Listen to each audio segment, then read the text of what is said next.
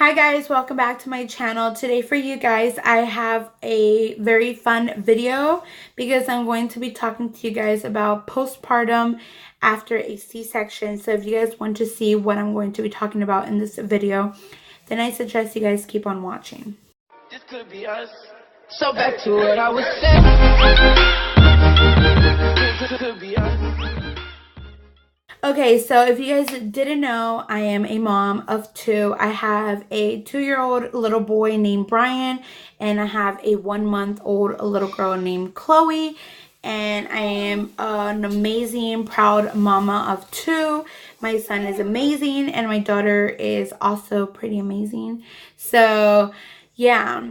I had my daughter a month ago, and I had her via C-section, and it was an emergency C-section. It was not planned. It was not the way I wanted things to go, but anything to get our baby here safe.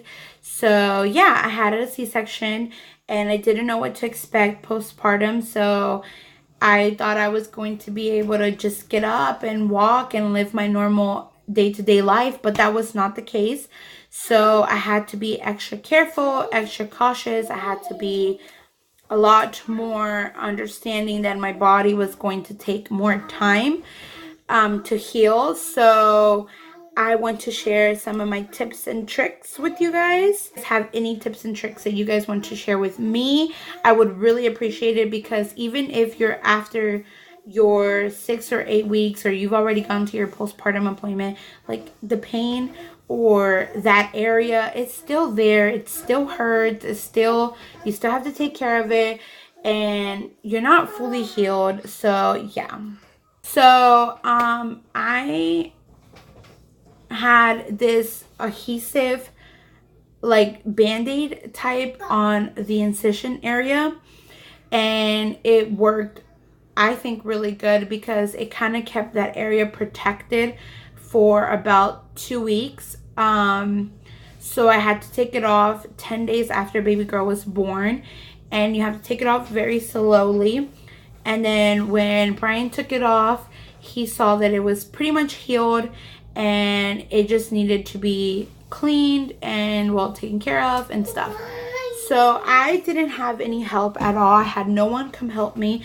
Like I said, I have a 2-year-old little boy and a newborn. So the only help that I had was my husband and myself. Nobody would come and help me. I had no one stay with me. I had no help at all whatsoever. So I had to get up and cook and clean and tend to both babies and myself, because that's what a mom does. So Brian would clean my incision twice a day when he would come home from work, and before we would go to bed. And on the weekends, we would clean it in the morning, half of the day, and then at night. So it was 3 times in the weekends, twice during the week.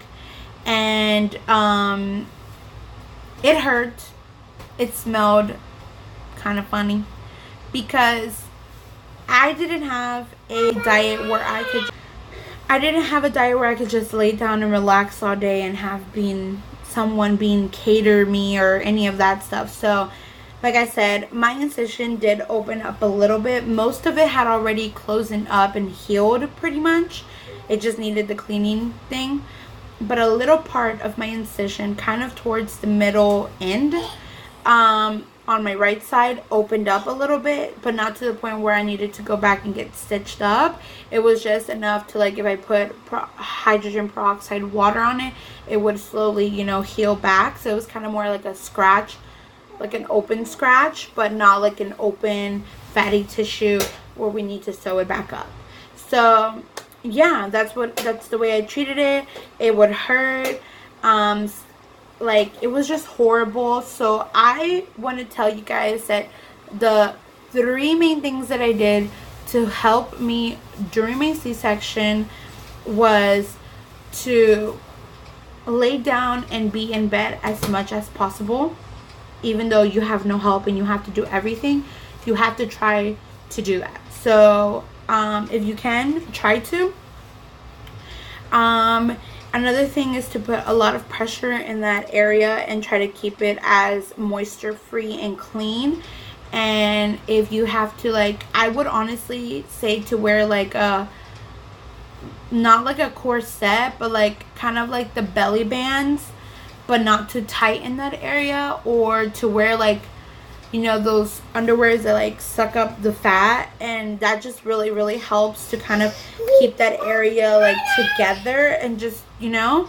But yes, get up and walk and do as much as movement as you can, because that also helps you to feel better.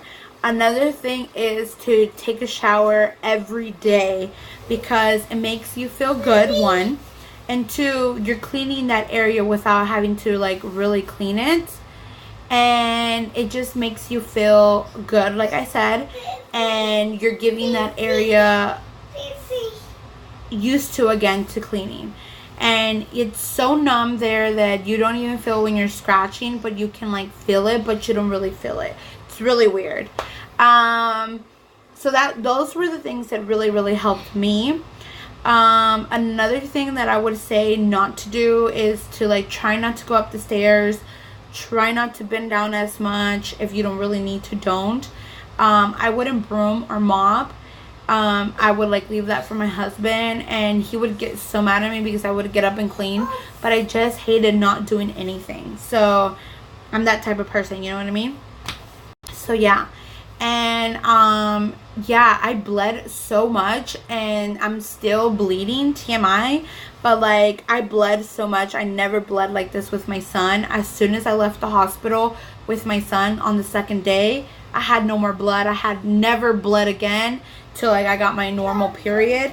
And this time I don't even know if it's like my period or not, and it comes and it goes, and it's not like too heavy, but it's not too light. Like it's just kind of like in the middle. And there's days where if only I wipe, it's only that, and I wear a pad and nothing's on the pad. There's days where the pad, I need to change it like every 4 hours, and sometimes even 2, but it's not like a heavy flow. It's just, like I said, in the middle. I don't know, it's just weird. That whole thing is a totally different. And then that area still hurts even though I didn't have a baby right there. When I walk too much, I feel like my uterus is slowly hurting, and I can feel like it's gonna fall out. It's just really weird. When I do so much and I'm bending down and I'm like super cleaning, then it hurts so much. Like that area hurts so much. It's like a pain that it's so manageable, but it hurts as you're doing it, if that makes any sense.